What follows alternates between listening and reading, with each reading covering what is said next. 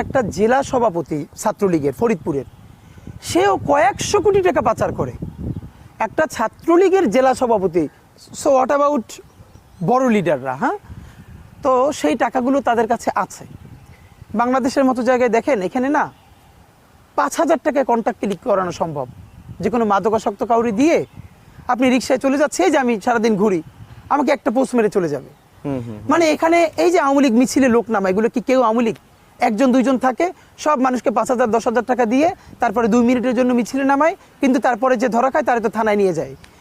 এর মানে আমাদের এখানে, এটা আমি আপনাকে ফাঁকে বলে রাখি, আমাদেরকে বলে যে আমাদের রাজনীতি, আমাদের সমাজ কবে পরিবর্তন হবে। আপনি যত ভালো কথা বলেন, যত টিভি প্রোগ্রাম করেন, 1 পয়সারও লাভ হবে না যতদিন না পর্যন্ত আমাদের আর্থিক সংগতি তৈরি হবে, যতদিন না পর্যন্ত চরম দারিদ্র মানুষের মধ্য থেকে দূর হবে, ততদিন পর্যন্ত আপনি এখানে খুব ভালো একটা রাষ্ট্র পাবেন না। কারণ চরম দারিদ্র মানুষকে দুর্নীতি